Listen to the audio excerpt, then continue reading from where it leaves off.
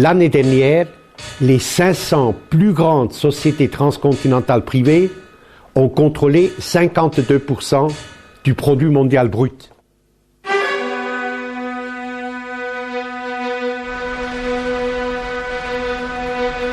La mondializzazione ha avuto questo effetto di unificare le classi capitalistiche in tutto il mondo. Tutti si rappresentano a Wall Street.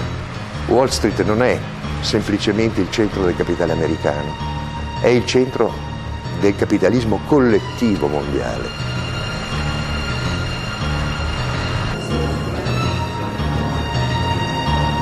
Can we tame globalization? Can we tame the G1? Can we tame the G7 and D8 and G8? Can we embed governance in new structures of effectiveness and accountability? That is the big question for our century.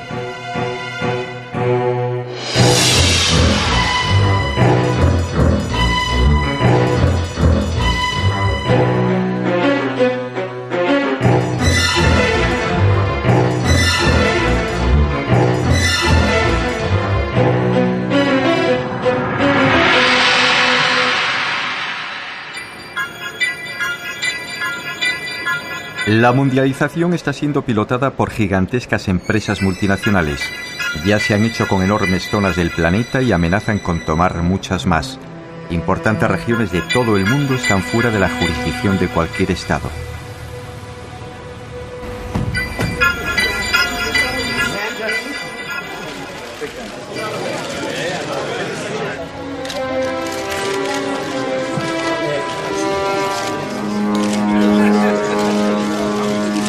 Seríamos muy ingenuos si concluyésemos que las personas que encabezan formalmente nuestros sistemas políticos, el señor Rodríguez Zapatero, el señor Blair o el señor Bush, tienen una capacidad firme de decisión en lo que respecta a lo realmente importante. Son antes bien formidables corporaciones económico-financieras que operan en la trastienda las que dictan las reglas del juego.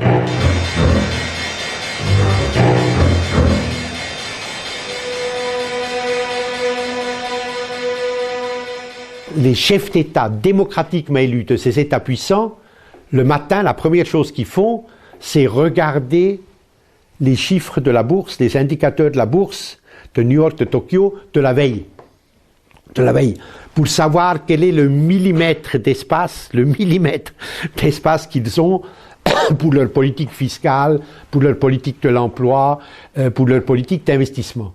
Et pour la première fois dans l'histoire de l'humanité, des entreprises transnationales ont un pouvoir beaucoup plus important que les États, que les gouvernements.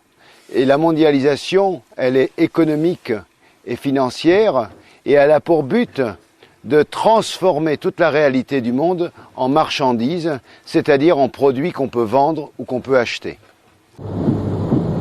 Las grandes fortunas y los intereses de los países más desarrollados ahogaron la posibilidad de un mejor reparto en el mundo.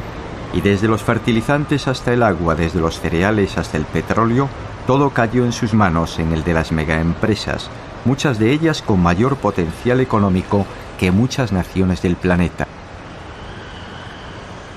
Le chiffre du bilan de ExxonMobil est supérieur au produit intérieur brut de l'Autriche. Le General Motors, le bilan de General Motors est supérieur au produit intérieur brut du Danemark.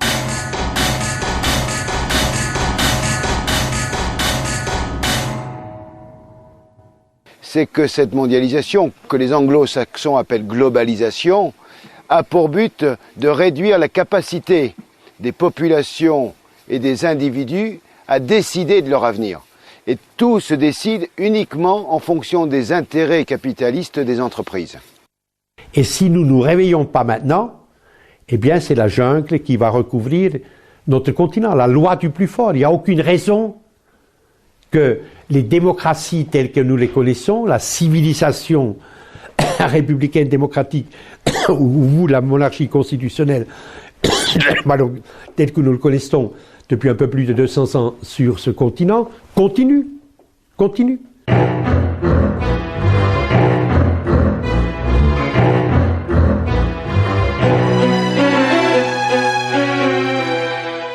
Si los organismos internacionales que determinan toda la economía de un país, que hacen lo que quieren, no son democráticos, ¿cómo es que podemos contentar-nos, satisfazer-nos com esta democracia política que só nos permite quitar um governo e poner outro?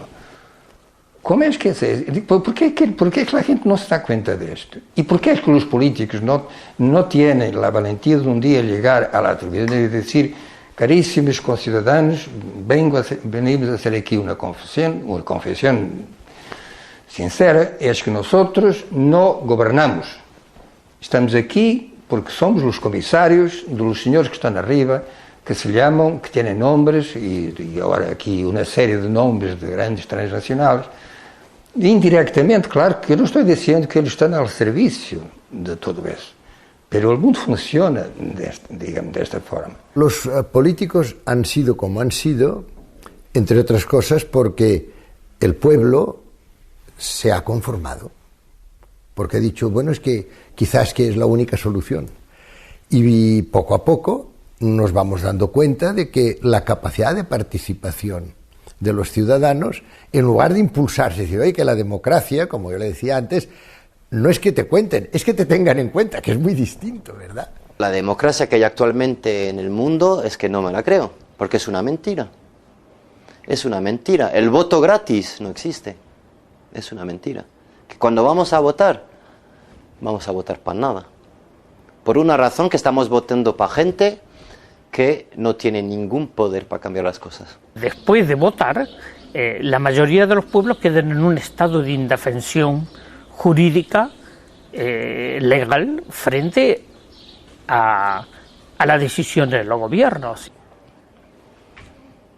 Ahora la democracia liberalista, la que existe realmente en el mundo, para votar de verdad hay que pagar. Quiere decir que hay que ser accionista. Si tú eres accionista de una sociedad, estás votando para cambiar el mundo de una manera u otra, porque tú influyes sobre esa sociedad y tú estás cambiando. ¿Quién ha votado para la guerra en Irak? Accionistas de empresas del Texas. Ellos han votado y han decidido que se iba a la guerra. Si la condición para mantenerse en el poder es obedecer, acatar lo que desde arriba llega, entonces yo diré que no vale la pena. Aquí el problema es si efectivamente queremos... Mira, pero quería decir otra cosa. Esa idea de que cada vez que llega una otra persona y que parece que las cosas pueden... Bueno, ocurrió con Clinton, imagina. Ocurrió con Kennedy. Ocurrió incluso con el señor Tony Blair. Que sí, los socialistas sobre todo, encantados con todo esto. Ocurrió con Lula. Está ocurriendo con Chávez. Se imaginou que poderia ocorrer com Kirchner. Se creyó que podía en Chile con Ricardo Lagos. E não quero dizer que cada um deles não haya hecho lo que podía. Pero el problema está ahí. ¿Qué es lo que significa lo que se puede? Yo pienso, o nos enfrentamos realmente, aguantando las consecuencias, o entonces todo lo que sea compaginar lo que nos gustaría o que nos necesitaría con las imposiciones que llegan desde arriba, eso no se puede.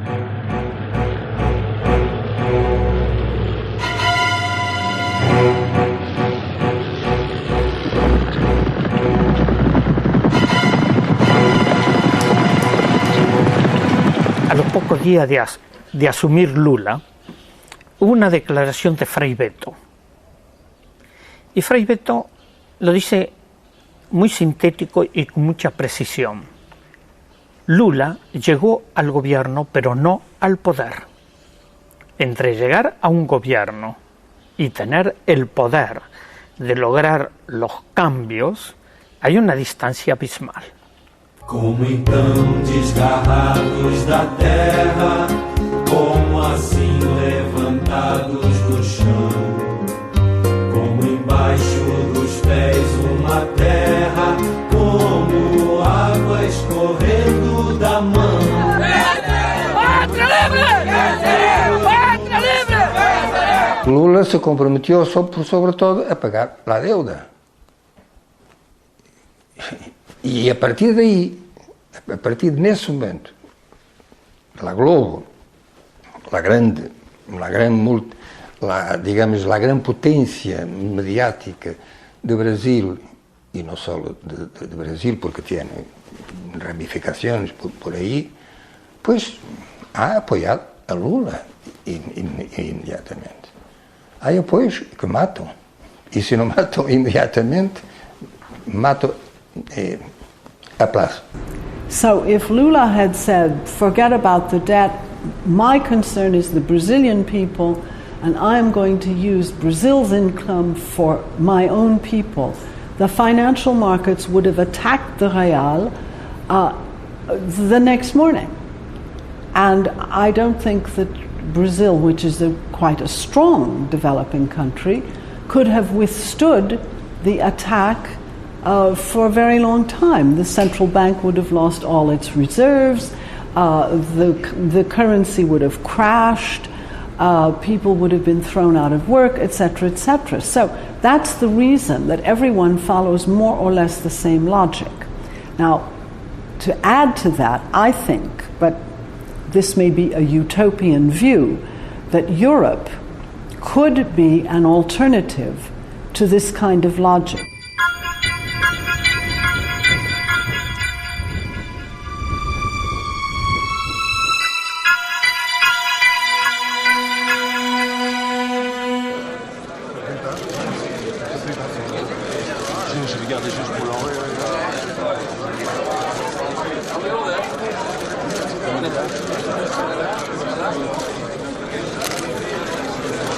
And I think if Europeans were serious, they could become a force for pursuing a different kind of globalization. And that is what I try to encourage. But I realize this is a very long shot, as we say. It's not a probable outcome. Europa inventó los modelos políticos más horribles de la historia humana. Inventó la Inquisición, inventó la colonización, el imperialismo, el fascismo, el nazismo, el stalinismo, inventó cosas terribles. Pero al mismo tiempo inventó la democracia, los derechos humanos, el modelo social, la equiparación hombres-mujeres, etcétera, etcétera, etcétera. Los dos lados de Europa. Nosotros, yo considero que estos dos lados, el lado oscuro y el lado claro, desgraciadamente, históricamente, compiten de manera permanente y se encuentran en cada sociedad europea. Se encuentran aquí en España. Hay un lado de este país ligado al lado oscuro y hay otro lado ligado al lado claro. Tenemos que elegir en qué lado queremos estar y abogar para eso. Esta idea lo repito, esta idea de la sociedad, esta idea de lo que los italianos llamaban la civiltà, el hecho de que hay una sociedad en la que la cortesía, en la que la ayuda, en la que la generosidad, en la que el entendimiento, la apertura intelectual existe, es un milagro de Europa y tenemos que defenderlo. Tenemos que defenderlo porque frente a nosotros es otro mundo que se está elevando. Es un mundo bárbaro. Yo soy muy escéptico con respecto al papel de la Unión Europea en el planeta contemporáneo. Creo que tendemos a idealizar lo que la Unión Europea es, y me refiero expresamente a lo que es, no a lo que pudiera ser. ¿Y en qué sentido digo esto? En dos sentidos diferentes. Creo que tenemos que abandonar una vieja distinción que sugiere que hay un modelo de capitalismo europeo caracterizado por su afortunada condición social y diferente del modelo norteamericano, mucho más impregnado por la lógica de la competición más feroz. Estamos obligados a preguntarnos, en otras palabras, qué es lo que ha quedado del presunto modelo de capitalismo social europeo luego de 20 años de políticas neoliberales abrazadas por todos y cada uno de los gobiernos de los Estados miembros de la Unión y plasmadas, por cierto, en el Tratado de Maastricht y en el Tratado Constitucional. ¿Qué es lo más importante del reaccionarismo económico actual? El hecho de que efectivamente solo quieren jugar a favor de corriente y que hoy la corriente está en las grandes empresas. Pero ¿qué hay más contrario al liberalismo político que las grandes empresas? Vamos, lo del señor Bush con Halliburton y con todas las grandes sociedades que le apoyan a él, ¿cómo podemos llamar a Bush liberal? En ningún sentido. Vivimos en el imperio de las transnacionales, en el imperio del capital. Entonces esa es la diferencia sustancial entre el liberalismo y el neoliberalismo. Y el neoliberalismo utiliza esa coartada del libre mercado como una estrategia para apropiarse de todo. Telefónica, 133.000 trabajadores, 133.000 millones de beneficios. Repsol, 18.700 trabajadores, 117.000 millones de beneficios. Argentaria, 17.000 trabajadores, 80.000 millones de beneficios.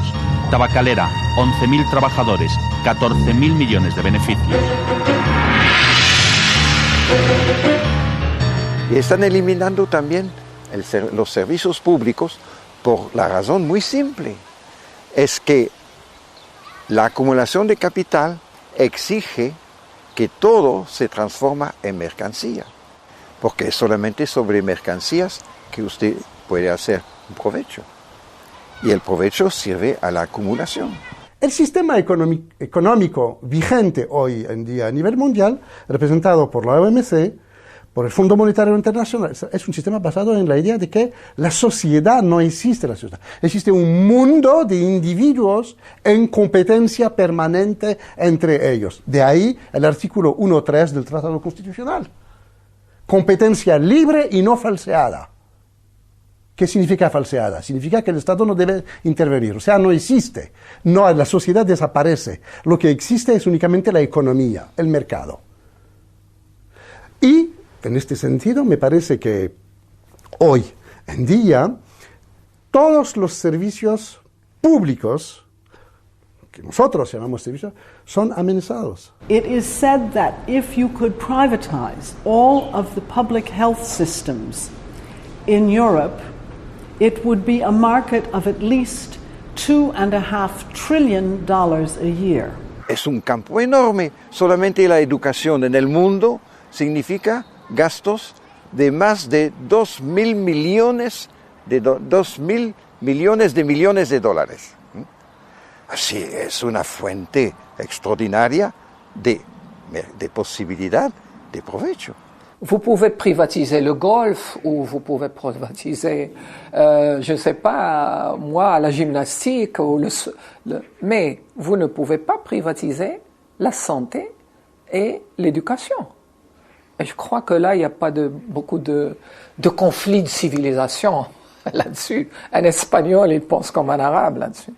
Tenemos ya 4 cátedras con nombres de multinacionales belgas, porque han pagado por eso. Así, las universidades son más y más escuelas superiores al servicio del mercado. Pero no hay reacción. No hay reacción dentro de los profesores, de los investigadores, muy poco dentro de los estudiantes, por muchas razones. Pero una de las razones es el hecho que se hace por pequeños pasos.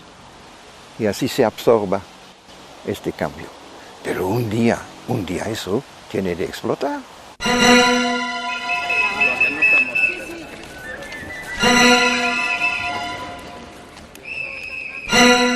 Il potere si concentra in alcune istituzioni finanziarie che sono fuori da un controllo politico democratico. Penso a quella che io definisco la Santa Trinità del male: la Banca Mondiale, il Fondo Monetario Internacional y la Organización Mundial del Comercio. Son instancias al servicio de las grandes empresas transnacionales. Su propósito es abrir las economías y sanearlas para que estas empresas puedan llevar adelante sus operaciones de saqueo. Y no hay nada más. Allí donde hay un programa de ajuste del Fondo Monetario Internacional, lo que sabemos que hay es más miseria. Sí, porque lo que ocurre es que al someterte a las leyes del llamado mercado, que es esta especie de Dios que nos gobierna ahora, que es un señor peor que el Dios del Antiguo Testamento, lo que ya es decir, está enojadísimo siempre el mercado, siempre está furioso, siempre está vengándose, castigando, prohibiendo. Es un Dios de las prohibiciones, de los castigos, de las amenazas. Y entonces, claro, a través de estos organismos tipo Banco Mundial, Fondo Monetario y otros más, pues ejercen una coacción, ¿verdad?, continua sobre países que tienen sus soberanías recortadas por la deuda externa. Que no es deuda, o que es deuda de otros, ¿no? El pueblo, los pueblos no hicieron esa deuda. Y esos pueblos la han pagado con creces. Mientras nuestros gobiernos se dediquen a responder al FMI pagando la deuda externa, no hay democracia, no hay paz posible en ninguno de los pueblos del tercer mundo. Y el primer mundo, sobre todo esos señores banqueros, que son los grandes usureros de la modernidad o de la posmodernidad, el primer mundo y ellos han de entender que así no hay futuro para la humanidad. Y estando en Italia, en Ferrara, Eduardo Galeano contó una breve historia que define claramente lo que está pasando con cada uno de nuestros pueblos. Y quiero compartirla con ustedes. Es casi un cuento. Le preguntaron a Eduardo dónde le encontraba los temas para escribir. Y él dijo que era muy simple, escuchaba lo que dice el pueblo. Y entonces cuenta que fue a un restaurante, se sentó y escuchó hablar al cocinero. Y el cocinero había hecho una asamblea donde estaban presentes las gallinas, los patos, los cerdos, los conejos, los faisanes. Y entonces les preguntó, dice, los he reunido para hacerles una pregunta. ¿Con qué salsa quieren ser cocinados?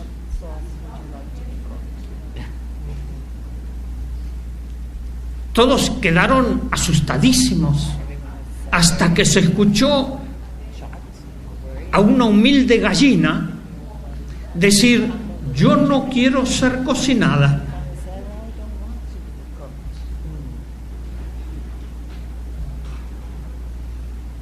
Entonces el cocinero dijo, un momento,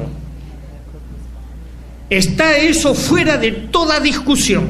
Ustedes lo único que pueden elegir es la salsa con que quieren ser cocinados. Eso no está pasando a nosotros. ¿Qué lección tenemos? ¿Ustedes eligieron la salsa con que quieren ser cocinados? ¿Tenemos esa resignación?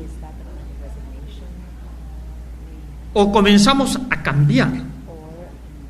Que el mundo fue y será una porquería, ya no sé, en el 506 y en el 2000 también, que siempre ha habido chorros, maquiavelos estafados, contentos, amargados, valores y doblez, pero que el siglo XX es un despliegue de maldad insolente, ya no hay quien lo niegue, vivimos revolcados en un merengue y en un mismo loco.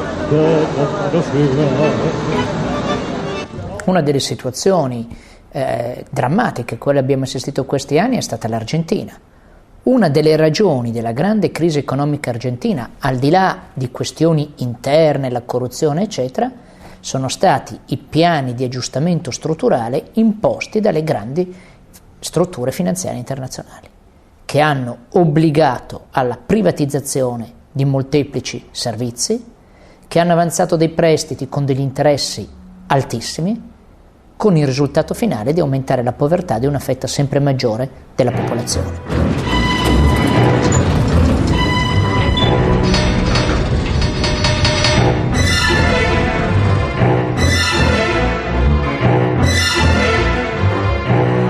Hoy todo cambió y una nueva relación ha comenzado.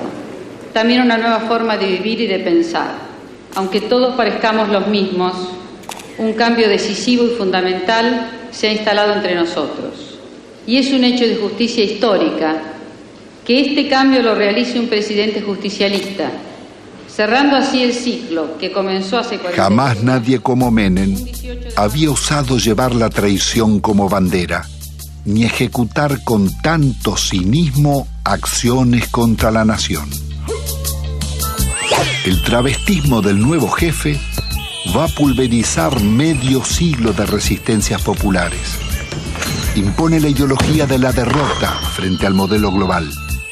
Indulta a los jefes de la dictadura y traiciona a millones de trabajadores que soportaron la represión. Abandona el antiimperialismo popular y la política de no alineamiento de Perón y Evita para establecer relaciones carnales con Estados Unidos. Su programa será el del Banco Mundial y el Fondo Monetario. Lo que sucedió en la Argentina fue la aplicación de políticas que se aplicaron no solamente en la Argentina. Has hablado de globalización. La globalización no ha sido otra cosa que la exportación global de un determinado modelo económico.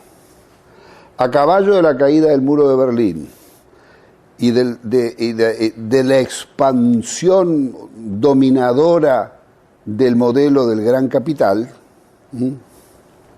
surgen estos planes. Es la época del consenso de Washington. Todas las políticas de ajustes estructurales, sobre todo en países de Latinoamérica, por ejemplo, facilitaron las privatizaciones masivas y facilitaron el que las empresas transnacionales campasen por el mundo como los nuevos señores feudales. En Argentina, durante el gobierno de Menem, se privatizó todo menos 3 cosas: el perro, el gato y el loro.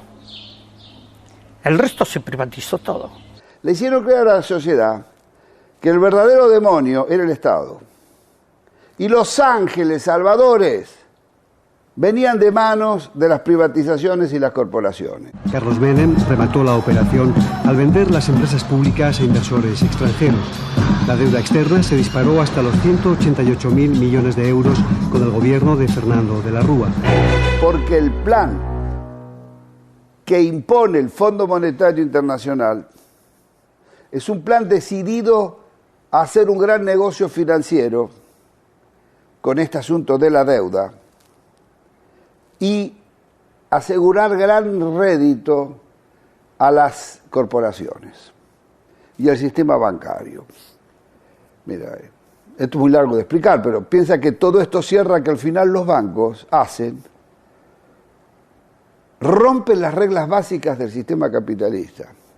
Los bancos se llevan los depósitos de los ahorristas.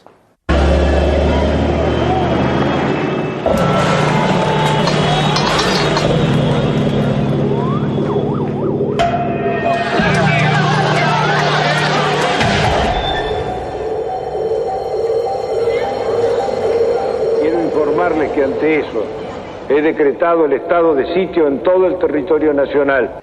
Y el gobierno ni de la Rúa, ni el gobierno que le sigue de transición Duhalde, le exige a las casas centrales, matrices, la reposición de los depósitos, utilizando simplemente la jurisprudencia internacional y argentina, que dice taxativamente que las casas centrales siempre son responsables de los quebrantos o pérdidas de sus sucursales.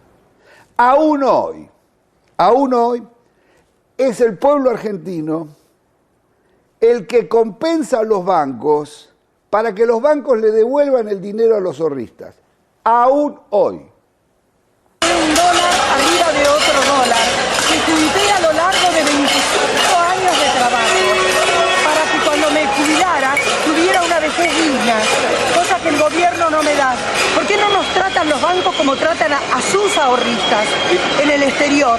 Y yo los puse en bancos privados, porque desconfiaba de los bancos nuestros, porque ya me agarraron en el 89, pero evidentemente soy una estúpida. Entonces, ¿qué necesitan? ¿Una bomba? Yo no soy de poner bombas, pero al menos me desahogo con la cacerola. Esta cacerola le hizo puré a mis hijos para que cada vez que la vea sepa que si me roban porque ellos son unos sinvergüenzas, pero yo luché por mis derechos. La gente se fue sintiendo cada vez más furiosa, cada vez más enojada con esta estafa que le habían hecho, le habían prometido lo contrario de lo que se hacía. Y entonces, bueno, los invisibles se hicieron visibles y la gente bajó de las tribunas, de las plateas para jugar al partido en la cancha. Entonces invadió las calles y el gobierno cayó solito, así, desplomado por su propia incapacidad de hacer frente a las cosas, y eso abrió paso a un periodo de cierto florecimiento de formas democráticas interesantes que se abrieron paso en la Argentina, que yo creo que son como semillas plantaditas que van a ir dando frutos, ¿no? La idea de que la democracia no es un sistema reducido al voto que se deposita cada 4, 5, 6 años, sino que es mucho más que eso. Es el derecho que el pueblo tiene de gobernarse, el derecho que la gente tiene de participar activa y decisivamente en la vida política, económica, cultural del país al que pertenece. Si es lo mismo el que labora noche y día como un buey, que el que vive de nosotros, que el que mata, que el que cura o está fuera de la ley.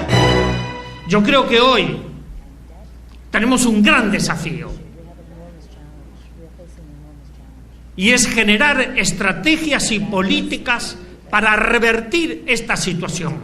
El Fondo Monetario Internacional y el Banco Mundial, que fueron creados para estar al servicio del pueblo, están al servicio de las grandes corporaciones y de los grupos que dominan al mundo.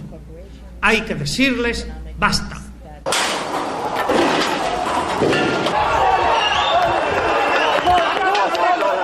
Argentina tiene, por la gracia de Dios, 30 millones de hectáreas de tierra cultivable, innumerables y profundos ríos, un ancho mar con millones de toneladas de peces, todos los climas, personas calificadas y trabajadoras, trigo, maíz, ganado bovino y ovino, industria automotriz, electrónica, mecánica y química, petróleo, minería y la lista sigue. Entonces, ¿cuál es el problema? ¿Quién fue el creador de esta bomba? Respuesta: políticos incompetentes, malos administradores, diputados y senadores corruptos, sindicalistas traidores, empresarios ávaros. ¿Y vos? La Argentina, siendo un país riquísimo, porque no somos un país pobre, somos un país empobrecido, tenemos más de 10 millones de personas que viven en situación de pobreza. Se mueren 100 niños por día de hambre y enfermedades evitables. Cada ajuste era una puñalada de corazón para un médico que venía aquí, porque sabía que después de ese ajuste 3, 4, 5, 6 veces más, los chicos que nacían en ese periodo no iban a comer. Entonces íbamos a tener esta cantidad de chicos y de ahí nació este documento que nosotros hicimos hace poco, que dice: otros toman las decisiones, nosotros lo vemos morir. Pero resulta que cuando nosotros empezamos a leer, traducíamos bibliografía del inglés. Entonces nosotros veíamos cómo se solucionaba, cómo le arreglábamos los líquidos, cómo le arreglábamos las sales, cómo le arreglábamos las proteínas. Y después ya, viendo que cada vez era más y que nos sobrepasaba, empezamos a leer otras cosas. Hasta llegamos a leer un libro argentino, Juan P. Garrahan, no sé si le suena. Dice: la desnutrición no es una enfermedad socioeconómica y cultural que se soluciona poniendo a trabajar a todos los factores de la nación. Nos dice que le vamos a dar alimento, que le vamos a todos los factores de la nación. Y ahí explotó todo, ahí ya nos dimos cuenta. ¿Qué hacemos nosotros con el desnutrido mandándolo a la casa? ¿Qué hace la nación? Vamos a salir de Tucumán, a Buenos Aires hay que llegar. Esta marcha es una fiesta, la locura de la... Vamos a salir de tu casa, la marcha nacional de los chicos del pueblo. Yo este año los pude acompañar únicamente en un tramo que tiene que ver con el hambre.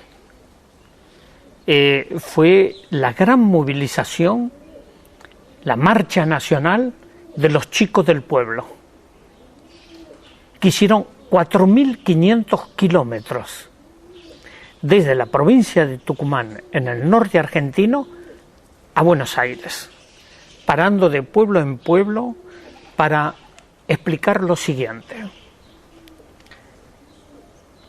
El hambre es un crimen. La otra cosa que dicen los chicos fue un impacto muy grande.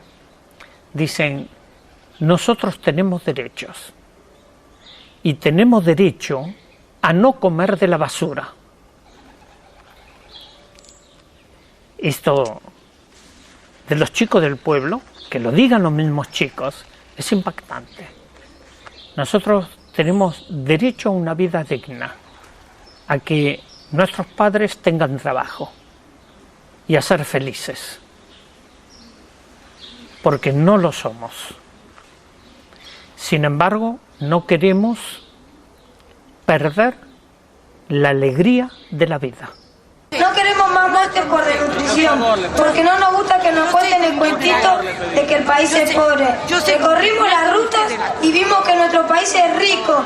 Hay que repartir mejor. Esto ya no va más. ¡Basta! Con los chicos no se jode.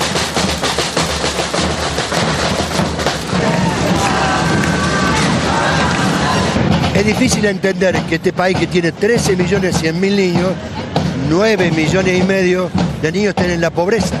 Las instituciones del Estado están en una total y absoluta deficiencia o no funcionan correctamente. Y esos más de 10 millones de personas, muchos con las protestas sociales, a lo que se le pusieron piqueteros, los piquetes, comenzaron en General Mosconia, en el norte argentino, en Jujuy, y eran los antiguos trabajadores de yacimientos petrolíferos fiscales que fueron privatizados, donde está Repsol y que cerró muchísimas plantas. Esta gente con familias que siempre vivieron dignamente, como trabajadores de la empresa petrolera estatal, al privatizarse quedaron en la calle. Entonces, ¿qué hicieron? Cortaron las rutas y ahí vino el nombre de piquetero, que fueron acusados de subversivos, reprimidos. Yo he estado en la zona, gente torturada, baleada por las fuerzas de la gendarmería y de la policía, y de ahí vino el nombre de piquetero. Somos los desocupados, todos los que te vamos a cortar. Somos los desocupados, todos los que te vamos a cortar. A ver. ¿Quién dirige la batuta? Si el pueblo lucha, por gobierno hijo de puta, puta, a ver. No nos alcanza para nada.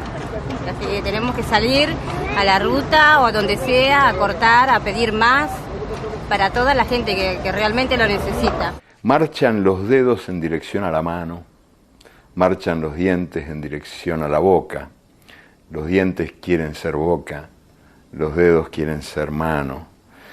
Hay una creciente conciencia de la necesidad de juntarnos para que la democracia deje de ser algo cada vez más ajeno a la gente.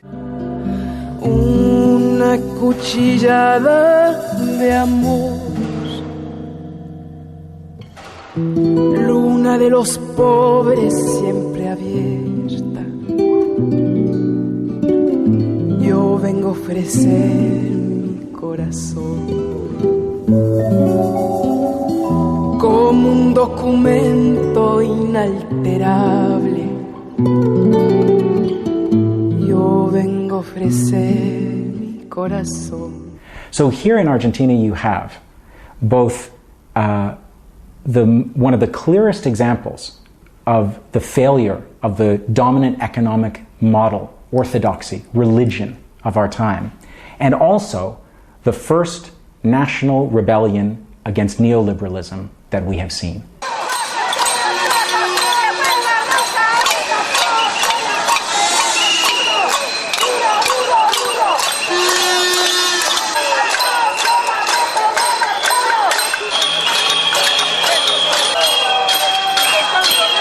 Estamos hartos de todo eso. Por eso estamos en la calle, para recuperar nuestros ahorros, pero también para sacar este gobierno corrupto de una vez por todas, que no soportamos más los argentinos.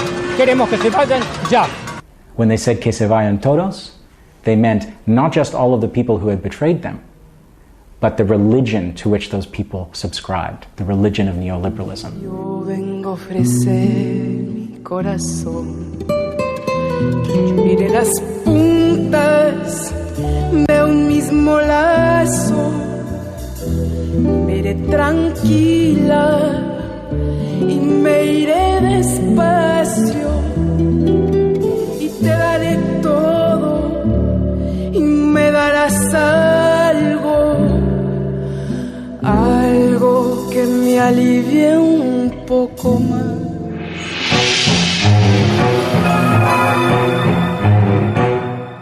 The financial markets now are very large players globally and are capable, through the free movement of capital, which is required by the International Monetary Fund, they can destabilize whole societies and have done so. En 2004, tous les jours ouvrables, si vous prenez tous les jours ouvrables sur toutes les places financières du monde, par jour, à peu près 1000 milliards de dollars ont changé d'identité, monétaire ou juridique. El dato a mí me parece escalofriante. Hoy en día en el planeta se mueven 60 veces más recursos en operaciones de cariz estrictamente especulativo que los que corresponden a operaciones que implican la compraventa efectiva de bienes y de servicios. La especulación, por tanto, lo impregna todo. El segundo dato relevante sugiere que una mecánica central de la globalización en curso es la desaparición de los controles, de las medidas de control y de freno. Y esto, claro, beneficia a los capitales que se mueven en la legalidad, pero lo hace también a aquellos que se desenvuelven en la trastienda. Y lo hace de tal manera que en realidad estamos medio obligados a discutir si tiene sentido seguir hablando de redes del crimen organizado, porque el propio concepto solo tiene sentido si existen reglas del juego de obligado cumplimiento. Quien no satisface las reglas se sitúa al margen y recibe el San Benito correspondiente. Pero si desaparecen las reglas, el propio concepto de crimen organizado parece que pierde sus cimientos. ¿Y cuál es el resultado? El resultado es el desconcierto actual. Es la contradicción entre democracias frágiles, vulnerables, como se quiera, a escala nacional, y una plutocracia, una oligocracia a escala internacional.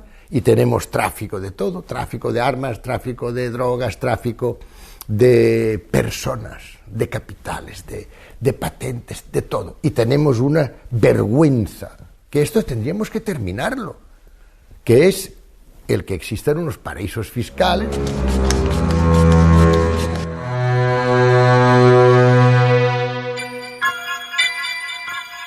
Los paraísos fiscales, yo pienso que son una de las grandes aberraciones de la sociedad contemporánea.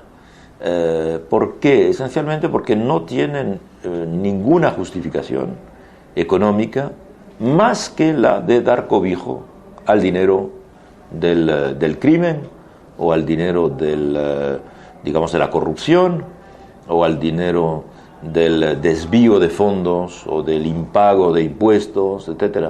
Es decir, es crear un territorio sin ley para capitales que resultan en su inmensa mayoría del delito fiscal u otro tipo de delito. Por consiguiente, yo creo que si viviésemos en un mundo efectivamente justo, los paraísos fiscales deberían desaparecer. ¿Cómo es admisible que Europa tenga 5 paraísos fiscales funcionando a pleno rendimiento? Evidentemente Mónaco, evidentemente Andorra, evidentemente Liechtenstein, evidentemente Luxemburgo, evidentemente Suiza. Para no hablar de las islas anglo-británicas, Guernsey, etcétera, etcétera. Óigame, ¿por qué nadie, ningún presidente de comisión, ningún comisario, etcétera, etcétera, se ha propuesto de verdad coger el problema con las dos manos, el toro por los cuernos, decimos en España. Y si no acabar con él, por lo menos reducirlo y controlarlo. Hoy día no existe prácticamente ninguna ONG humanitaria que trabaje en derechos humanos, etcétera, que no cuestione la existencia de los paraísos fiscales. Y sin embargo, los paraísos fiscales se mantienen, a veces están en el interior mismo de áreas económicas importantes, en el seno o en la periferia de la Unión Europea, donde, por ejemplo, los organismos hasta públicos hacen negocios con instituciones o empresas instaladas en los paraísos fiscales. Bien, todo esto es extremadamente, digamos, inmoral, ¿eh? Desde el punto de vista ético. En este país mismo hemos sabido que los grandes empresarios financieros tenían capitales en los paraísos fiscales. Y uno se pregunta siempre, yo no sé si usted lo ha hecho en alguna ocasión, señor Estevez, ¿cómo es posible que con los miles de millones que han ganado y que ganan los grandes capitalistas del mundo, todavía y las estructuras defensivas de ese capital que son inatacables, todavía necesiten constituirse patrimonios en paraísos fiscales? ¿Cómo es posible? Bueno, pues mire usted, lo es. La existencia de los paraísos fiscales, por ejemplo, impide, según algunos, de poner en marcha la tasa Tobin. Y todos sabemos que una tasa Tobin, que sería una especie de IVA planetario, permitiría en algunos años acabar con la gran pobreza en el mundo, por lo menos lanzar planes Marshall masivos de erradicación de la gran miseria que está causando tanta desgracia y tanta muerte en el mundo. Los paraísos fiscales evidentemente lo impiden porque dan la posibilidad a capitales de evadirse hacia ellos. El mundo está patas arriba, sí. El mundo está patas arriba porque desalienta el trabajo, la creación, recompensa la especulación, recompensa el crimen. Es un mundo patas arriba. Y tenemos que pelear para ponerlo sobre sus pies.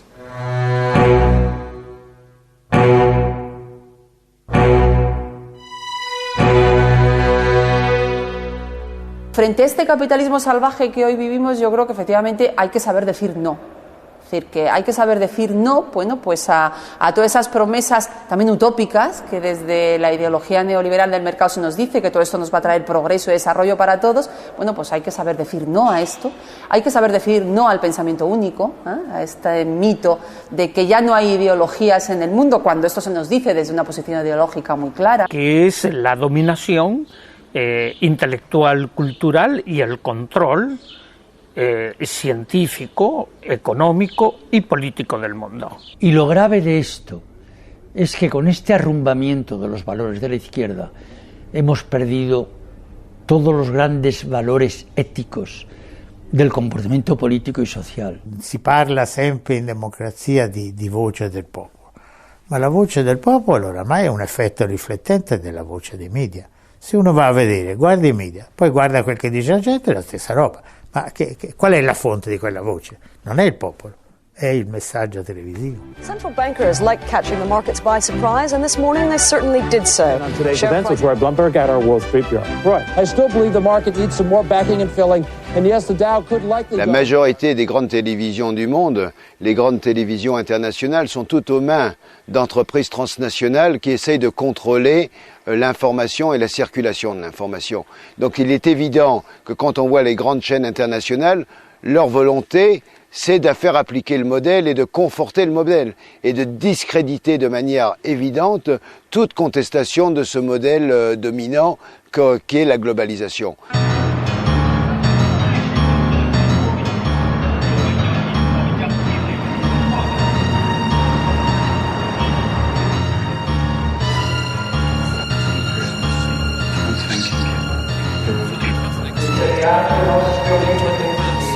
Los medios de comunicación, la función esencial de los medios es fabricar el olvido. Con estas noticias, esta información extraordinaria, El resultado es no poder analizar lo que pasa. Jean-Luc Godard decía, el papel de la televisión es fabricar el olvido. Il 75% di persone non legge nemmeno un libro all'anno. Quindi da dove sanno le cose che sanno? Pochissime le sanno dalla televisione. E la televisione che cosa gli dà? Soltanto immagini. Non gli fa capire i problemi. El problema está cómo hacemos para asegurar a nuestras sociedades, a los ciudadanos, el derecho a la información.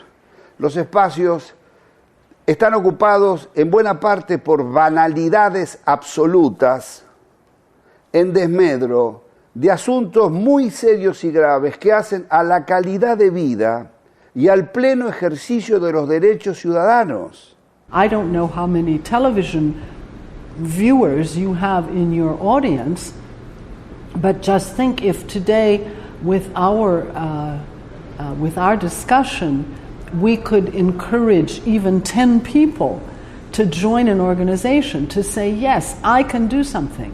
Yes, I am responsible also for what's happening in the world, for what's happening in my country, for what's happening on my planet. And if we could say that today we've encouraged some people to get out there and do something different from what they were doing and doing it with other people, I'd say we've had a very good day's work. Yo creo que a pesar de todos los pesares, vamos para mejor.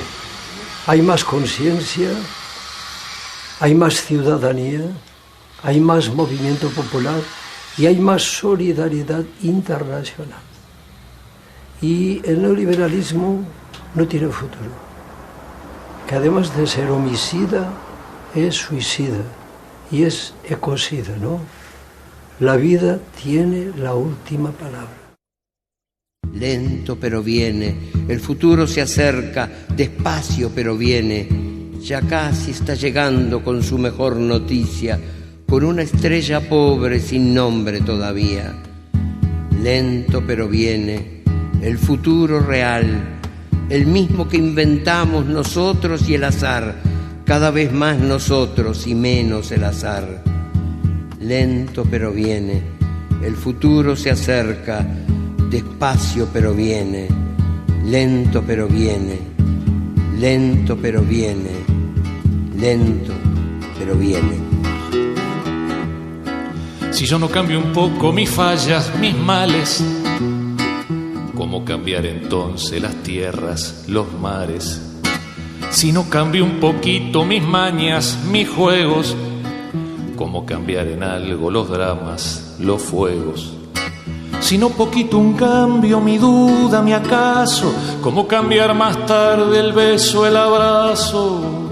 Si no cambito un poco mis cauces, mis fuentes, ¿cómo he de cambiar fuera lo mío en la gente?